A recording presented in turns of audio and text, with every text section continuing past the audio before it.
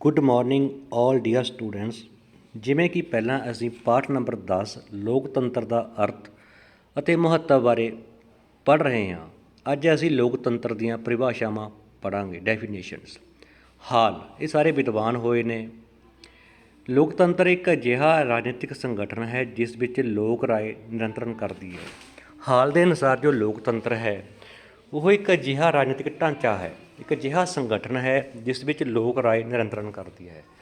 ਭਾਵ ਜੋ ਸੰਗਠਨ ਹੈ ਜਾਂ ਕਹਿ ਲਓ ਵੀ ਜੋ ਅੱਗੇ ਸਰਕਾਰ ਬਣਦੀ ਹੈ ਉਹ ਸੰਗਠਨ, ਉਸਨੂੰ ਸੰਗਠਨ ਕਿਹਾ ਇਹਨਾਂ ਨੇ। ਜੋ ਸਰਕਾਰ ਬਣਦੀ ਹੈ ਲੋਕ ਸਭਾ ਅਤੇ ਜੋ ਸਰਕਾਰ ਬਣਦੀ ਹੈ ਉਹਨਾਂ ਨੇ ਇਸ ਨੂੰ ਰਾਜਨੀਤਿਕ ਸੰਗਠਨ ਕਿਹਾ, ਜਿਸ ਵਿੱਚ ਲੋਕ ਰਾਏ ਨਿਯੰਤਰਣ ਕਰਦੀ ਹੈ। ਭਾਵ ਉਸ ਵਿੱਚ ਜੋ ਕੰਟਰੋਲ ਕਰਦੀ ਹੈ ਉਹ ਲੋਕਾਂ ਦੀ ਰਾਏ ਹੀ ਕਰਦੀ ਹੈ, ਕਿਉਂਕਿ ਲੋਕਾਂ ਦੁਆਰਾ ਚੁਣੇ ਹੋਏ ਪ੍ਰਤੀਨਿਧੀ ਹੀ ਜਾਂਦੇ ਹਨ। ਉਹ ਲੋਕਾਂ ਦੀ ਰਾਏ ਨੂੰ ਹੀ ਵਿਅਕਤ ਕਰਦੇ ਹਨ। ਉਹਨਾਂ ਨੂੰ ਪਤਾ ਹੁੰਦਾ ਜੇਕਰ ਅਸੀਂ ਲੋਕਾਂ ਦੀ ਰਾਏ ਦੇ ਅਨੁਸਾਰ ਕੰਮ ਨਾ ਕੀਤਾ ਤਾਂ ਫਿਰ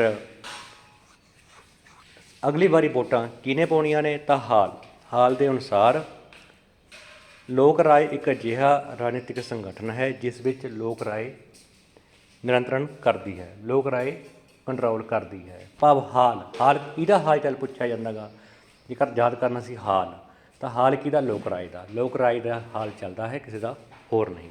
ਡਾਇਸੀ ਲੋਕਤੰਤਰ ਸਰਕਾਰ ਦਾ ਇੱਕ ਅਜਿਹਾ ਰੂਪ ਹੈ। ਡਾਇਸੀ ਕਹਿੰਦੇ ਨੇ ਵੀ ਸਰਕਾਰ ਦਾ, ਜਿਵੇਂ ਉਹਨਾਂ ਨੇ ਹਾਲ ਨੇ ਕਿਹਾ ਇੱਕ ਅਜਿਹਾ ਰਾਜਨੀਤਿਕ ਸੰਗਠਨ, ਉਹਨਾਂ ਨੇ ਰਾਜਨੀਤਿਕ ਸੰਗਠਨ ਨਾਮ ਦਿੱਤਾ ਲੋਕਤੰਤਰ ਨੂੰ। ਲੋਕਤੰਤਰ ਇੱਕ ਅਜਿਹਾ ਰਾਜਨੀਤਿਕ ਸੰਗਠਨ ਹੈ ਜਿਸ ਵਿੱਚ ਲੋਕ ਰਾਏ ਨਿਯੰਤਰਣ ਕਰਦੀ ਹੈ, ਕੰਟਰੋਲ ਕਰਦੀ ਹੈ। ਲੋਕ ਰਾਏ ਉਹਨਾਂ ਨੇ ਰਾਜਨੀਤਿਕ ਸੰਗਠਨ ਕਿਹਾ। ਅਤੇ ਇਹਨਾਂ ਨੇ ਕਿਹਾ, ਡਾਇਸੀ ਨੇ ਕਿਹਾ, ਲੋਕਤੰਤਰ ਸਰਕਾਰ ਦਾ ਇੱਕ ਅਜਿਹਾ ਰੂਪ ਹੈ ਜਿਸ ਵਿੱਚ ਸ਼ਾਸਕ ਦਲ ਜਨਤਾ ਦਾ ਇੱਕ ਬਹੁਤ ਵੱਡਾ ਹਿੱਸਾ ਹੁੰਦਾ। ਤਾਂ ਫਿਰ ਡਾਇਸੀ ਦੇ ਅਨੁਸਾਰ ਲੋਕਤੰਤਰ ਸਰਕਾਰ, ਉਹਨਾਂ ਨੇ ਸਰਕਾਰ ਕਿਹਾ। ਜਿਵੇਂ ਹਾਲ ਨੇ ਰਾਜਨੀਤਿਕ ਸੰਗਠਨ ਕਿਹਾ ਤਾਂ ਡਾਇਸੀ ਨੇ ਸਰਕਾਰ ਕਿਹਾ। ਲੋਕਤੰਤਰ ਸਰਕਾਰ ਦਾ ਇੱਕ ਅਜਿਹਾ ਰੂਪ ਹੈ ਜਿਸ ਵਿੱਚ ਸ਼ਾਸਕ ਦਲ ਜਨਤਾ ਦਾ ਇੱਕ ਬਹੁਤ ਵੱਡਾ ਹਿੱਸਾ ਹੁੰਦਾ ਹੈ। ਜੋ ਸਾਡੇ 'ਤੇ ਸ਼ਾਸਨ ਕਰਦੇ ਨੇ ਉਹ ਜਨਤਾ ਵਿੱਚੋਂ ਹੀ ਚੁਣ ਕੇ ਜਾਂਦੇ ਹਨ। ਜਿਵੇਂ ਅਸੀਂ ਲੋਕ ਸਭਾ ਦੀਆਂ, ਰਾਜ ਵਿਧਾਨ ਸਭਾ ਭਾਵ MLA MP ਦੀਆਂ ਵੋਟਾਂ ਪਾਉਂਦੇ ਹਾਂ, ਤਾਂ ਜਿਹੜੇ ਉਹ ਇਨਸਾਨ ਜਾਂਦੇ ਨੇ ਉਹ MLAs ਬਣਦੇ ਨੇ, MPs ਬਣਦੇ ਨੇ, ਉਹ ਸਾਡੇ ਵਿੱਚੋਂ ਹੀ ਜਾਂਦੇ ਨੇ, ਉਹ ਜਨਤਾ ਵਿੱਚੋਂ ਹੀ ਜਾਂਦੇ ਨੇ, ਜਨਤਾ ਦੇ ਹੀ ਪ੍ਰਤੀਨਿਧ ਹੁੰਦੇ ਨੇ। ਉਹ ਆਪਣੇ ਏਰੀਏ ਦੇ, ਆਪਣੇ ਖੇਤਰ ਦੇ, ਜਿੱਥੋਂ ਉਹ ਚੁਣੇ ਜਾਂਦੇ ਨੇ, ਆਪਣੇ ਹਲਕੇ ਦੇ, ਆਪਣੀ ਕੌਂਸਟੀਟਿਊਂਸੀ ਦੀ ਜੋ ਸਮੱਸਿਆ ਹੁੰਦੀ ਹੈ ਉਹਨਾਂ ਨੂੰ ਸਭ ਤੋਂ ਸਾਹਮਣੇ, ਸਭ ਤੋਂ ਅੱਗੇ ਰੱਖਦੇ ਹਨ, ਕਿਉਂਕਿ ਉਹਨਾਂ ਨੂੰ ਪਤਾ ਹੁੰਦਾ ਹੈ ਕਿ ਵੀ ਜੇਕਰ ਅਸੀਂ ਲੋਕਾਂ ਦੀਆਂ ਸਮੱਸਿਆਵਾਂ ਨੂੰ ਅੱਗੇ ਨਾ ਦੱਸਿਆ ਤਾਂ ਅਗਲੀ ਵਾਰੀ ਸਾਡੇ ਨਾਲ ਬਹੁਤ ਬੁਰੀ ਬਣਨੀ। ਜਿਵੇਂ ਭਗਵੰਤ ਮਾਨ, ਆਮ ਆਦਮੀ ਪਾਰਟੀ ਵੱਲੋਂ ਭਗਵੰਤ ਮਾਨ ਸੰਗਰੂਰ ਸੀਟ ਤੋਂ MP ਦੀ ਚੋਣ ਜਿੱਤੇ ਹੋਏ ਹਨ। ਤਾਂ ਅਸੀਂ ਆਮ ਤੌਰ 'ਤੇ ਦੇਖਦੇ ਹਾਂ ਜਦੋਂ ਲੋਕ ਸਭਾ, ਜਦੋਂ ਸੰਸਦ ਦਾ ਸਦਨ ਦੀ ਬੈਠਕ ਹੁੰਦੀ ਹੈ ਤਾਂ ਭਗਵੰਤ ਮਾਨ ਆਪਣੇ ਪੰਜਾਬ ਦੀਆਂ ਬੜੀਆਂ ਸਮੱਸਿਆਵਾਂ ਦੱਸਦੇ ਹਨ। ਇਸੇ ਤਰ੍ਹਾਂ ਸੁਖਬੀਰ ਬਾਦਲ ਜੀ, ਜੋ ਕਿ ਉਹ ਵੀ MP ਹਨ ਪੰਜਾਬ ਵੱਲੋਂ। ਇਸੇ ਤਰ੍ਹਾਂ ਸਾਡੀ ਰਾਜ ਵਿਧਾਨ ਸਭਾ, ਜਿਵੇਂ ਕਿ ਸਾਡੇ ਮੁੱਖ ਮੰਤਰੀ ਕੈਪਟਨ ਅਮਰਿੰਦਰ ਸਿੰਘ ਜੀ ਹਨ। ਅਤੇ ਜਦੋਂ ਸਾਡੀ ਰਾਜ ਵਿਧਾਨ ਸਭਾ ਦਾ ਸੈਸ਼ਨ ਬੈਠਦਾ ਹੈ, ਸਦਨ ਦੀ ਬੈਠਕ ਹੁੰਦੀ ਹੈ, ਉੱਥੇ ਹਰੇਕ MLA ਦੀ ਕੋਸ਼ਿਸ਼ ਹੁੰਦੀ ਹੈ ਕਿ ਉਹ ਆਪਣੇ ਹਲਕੇ ਦੀਆਂ, ਆਪਣੇ ਖੇਤਰ ਦੀਆਂ ਸਮੱਸਿਆਵਾਂ ਦੱਸਣ। ਤਾਂ ਲੋਕਤੰਤਰ ਸਰਕਾਰ ਦਾ ਇੱਕ ਅਜਿਹਾ ਰੂਪ ਹੈ ਜਿਸ ਵਿੱਚ ਸ਼ਾਸਕ ਦਲ ਜਨਤਾ ਦਾ ਇੱਕ ਬਹੁਤ ਵੱਡਾ ਹਿੱਸਾ ਹੁੰਦਾ ਹੈ। ਉਹ ਸ਼ਾਸਕ ਦਲ ਕੋਈ ਜੱਦੀ, ਕੋਈ ਰਾਜਤੰਤਰੀ ਨਹੀਂ ਹੁੰਦਾ, ਸਗੋਂ ਜਨਤਾ ਦਾ ਇੱਕ ਬਹੁਤ ਵੱਡਾ ਹਿੱਸਾ ਹੁੰਦਾ ਹੈ। ਬਰਾਈਸ ਅਨੁਸਾਰ ਲੋਕਤੰਤਰ ਸਾਰੇ ਲੋਕਾਂ ਦੇ ਸ਼ਾਸਨ ਤੋਂ ਸਿਵਾਏ ਹੋਰ ਕੁਝ ਵੀ ਨਹੀਂ ਹੈ। ਤਾਂ ਬਰਾਈਸ ਕਹਿੰਦੇ ਨੇ ਜੋ ਲੋਕਤੰਤਰ ਹੈ ਲੋਕਾਂ ਦਾ ਹੀ ਸ਼ਾਸਨ ਹੈ, ਸਾਰੇ ਲੋਕਾਂ ਦਾ ਹੀ ਸ਼ਾਸਨ ਹੈ, ਸਾਰੇ ਲੋਕਾਂ ਦੇ ਸ਼ਾਸਨ ਤੋਂ ਸਿਵਾਏ ਹੋਰ ਕੁਝ ਵੀ ਨਹੀਂ, ਜਿਸ ਵਿੱਚ ਜਨਤਾ ਆਪਣੀ ਪ੍ਰਭੂਸੱਤਾ ਦੀ ਇੱਛਾ ਦਾ ਪ੍ਰਗਟਾਵਾ ਵੋਟਾਂ ਦੁਆਰਾ ਕਰਦੀ ਹੈ।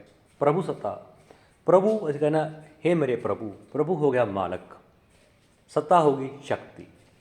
ਆਪਣਾ ਮਾਲਕ ਅਸੀਂ ਆਪ ਹਾਂ, ਜੋ ਅਸੀਂ ਪ੍ਰਭੂ ਹਾਂ, ਪ੍ਰਭੂ ਸੱਤ ਹਾਂ, ਭਾਵ ਅਸੀਂ ਆਪਣੇ ਮਾਲਕ ਆਪ ਹਾਂ। ਅਸੀਂ ਅੰਦਰੂਨੀ ਤੌਰ 'ਤੇ ਅਤੇ ਬਾਹਰੀ ਤੌਰ 'ਤੇ, ਭਾਰਤ ਇੱਕ ਪ੍ਰਭੂਸੱਤ ਦੇਸ਼ ਹੈ।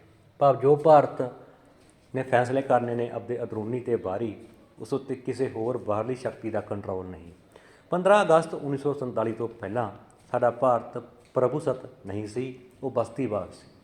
ਅਸੀਂ ਅੰਗਰੇਜ਼ਾਂ ਦੇ ਗੁਲਾਮ ਰਹੇ ਹਾਂ। ਤਾਂ ਅਸੀਂ 15 ਅਗਸਤ 1947 ਤੱਕ ਅਸੀਂ ਇੱਕ ਬਸਤੀਵਾਦੀ ਸੀ, ਭਾਵ ਅਸੀਂ ਕਿਸੇ ਦੇਸ਼ ਦੇ ਗੁਲਾਮ ਸੀ। ਪਰ 15 ਅਗਸਤ 1947 ਤੋਂ ਬਾਅਦ ਅਸੀਂ ਪ੍ਰਭੂਸੱਤ ਹੋ ਗਏ, ਭਾਵ ਅਸੀਂ ਆਪਣੇ ਪ੍ਰਭੂ ਆਪ ਹੋ ਗਏ। ਸੱਤਾ ਸ਼ਕਤੀ, ਅਸੀਂ ਆਪਣੀ ਸ਼ਕਤੀ ਦੇ ਪ੍ਰਭੂ ਆਪ ਹੋ ਗਏ।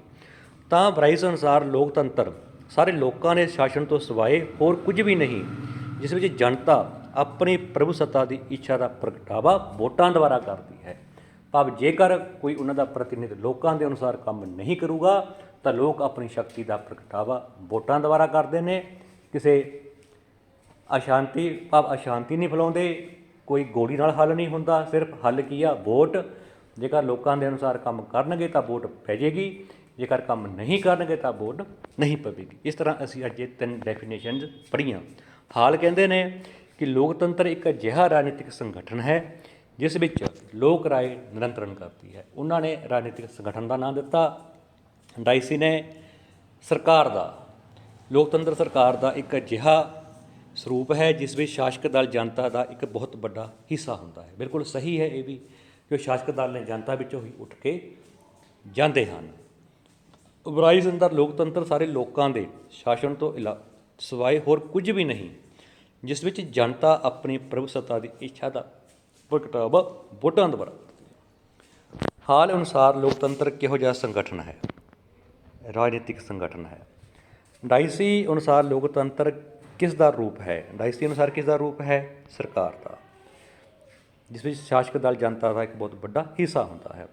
ਹਾਲ ਅਨੁਸਾਰ ਲੋਕਤੰਤਰ ਨੂੰ ਕੌਣ ਨਿਯੰਤਰਿਤ ਕਰਦੀ ਹੈ? ਕੌਣ ਕਰਦੀ ਹੈਗੀ? ਲੋਕ ਰਾਏ। ਲੋਕ ਰਾਏ ਕੰਟਰੋਲ ਕਰਦੀ ਹੈ।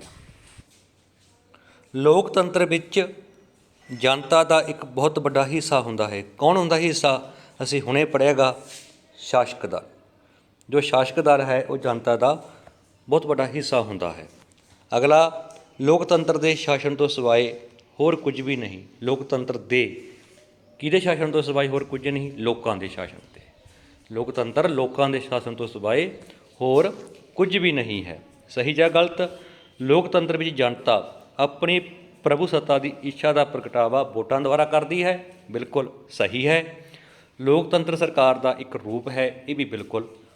ਇਸੇ ਤਰ੍ਹਾਂ ਇੰਗਲਿਸ਼ ਮੀਡੀਅਮ 'ਚ according to Hall, democracy is that form of political organisation. ਉੱਥੇ ਸੰਗਠਨ ਕਹਿੰਦੇ ਨੇ, ਅਸੀਂ ਇੰਗਲਿਸ਼ 'ਚ ਕਹਿੰਦੇ ਹਾਂ, ਉੱਥੇ ਕਿਹਾ ਜਾਂਦਾ ਰਾਜਨੀਤਿਕ ਸੰਗਠਨ, ਤਾਂ ਇੱਥੇ ਅਸੀਂ ਕਹਿੰਦੇ ਹਾਂ ਪੋਲੀਟੀਕਲ ਆਰਗੇਨਾਈਜੇਸ਼ਨ। ਇਨ ਵਿੱਚ public opinion has control. Opinion ਹੁੰਦਾ ਲੋਕ ਰਾਏ, ਪਬਲਿਕ ਓਪੀਨੀਅਨ ਲੋਕ ਰਾਏ।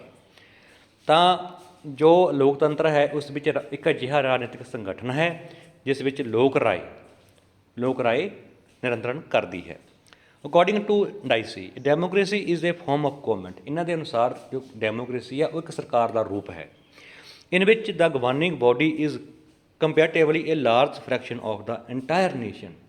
ਜੋ ਸਾਡੇ ਸ਼ਾਸਕ ਦਲ ਨੇ, ਸਾਡੇ ਪ੍ਰਤੀਨਿਧੀ ਨੇ, ਉਹ ਸਾਡੇ ਸਾਰੇ ਦੇਸ਼ ਦੇ ਵਿੱਚੋਂ, ਸਾਡੇ ਲੋਕਾਂ ਦੇ ਵਿੱਚੋਂ ਹੀ ਜਾਂਦੇ ਹਨ। According to Bryce, democracy really means nothing more or less than the rule of whole people expressing their sovereign will by their votes। ਉਹ ਕਹਿੰਦੇ ਕੁਝ ਨਹੀਂ ਹੈ, ਲੋਕ ਆਪਣੀ ਜੋ ਪ੍ਰਗਟਾਵਾ ਕਰਦੇ ਨੇ ਕਾਹਦੇ ਦੁਆਰਾ ਕਰਦੇ ਨੇ? ਵੋਟ ਦੁਆਰਾ। ਤਾਂ ਪਹਿਲਾ question, according to Hall what kind of organisation is democracy at present? Answer B, political, ਰਾਜਨੀਤਿਕ। According to Dicey, democracy is a form of but government. ਜੋ ਡੈਮੋਕ੍ਰੇਸੀ ਹੈ ਉਹ ਸਰਕਾਰ ਦਾ ਰੂਪ ਹੈ। According to Hall, who controls democracy? ਕੌਣ control ਕਰਦਾ ਡੈਮੋਕ੍ਰੇਸੀ ਨੂੰ? Public opinion. Option C. Fill in the blanks. In a democracy governing, ਜੋ ਸਾਡੇ ਰਾਜ ਕਰਦੇ ਨੇ, is a large part of the people. In a democracy governing body, Dicey ਦੇ ਅਨੁਸਾਰ, ਇਨ ਵਿਚ the governing body is a large fraction of the entire nation. Democracy is nothing but the rule of. ਕਿਹਦਾ rule ਹੈਗਾ? Rule of the whole nation, whole people, ਸਾਰੇ ਲੋਕਾਂ ਦਾ ਰਾਜ ਹੈ। ਇਹ ਕਿਸ ਨੇ ਕਿਹਾ ਸੀਗਾ? ਇਹ ਬਰਾਈਸ ਨੇ ਕਿਹਾ ਸੀਗਾ। ਇਸ ਤੋਂ ਅੱਗੇ ਸਾਡੇ ਸਹੀ ਗਲਤ। In democracy the whole people expresses their sovereign will by their votes. True.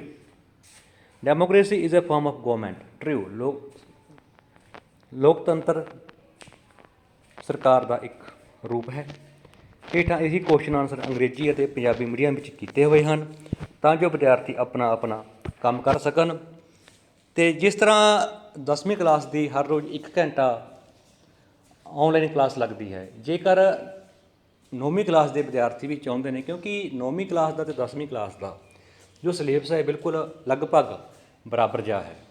ਅਤੇ 9ਵੀਂ ਕਲਾਸ ਦੇ ਵਿਦਿਆਰਥੀ ਜੇ 9ਵੀਂ ਕਲਾਸ ਦੇ ਵਿੱਚ ਪੜ੍ਹਨਗੇ 9th ਕਲਾਸ, ਤਾਂ 10ਵੀਂ ਕਲਾਸ ਦੇ ਵਿੱਚ ਉਹ ਵਧੀਆ ਨੰਬਰ ਲੈ ਸਕਦੇ ਨੇ।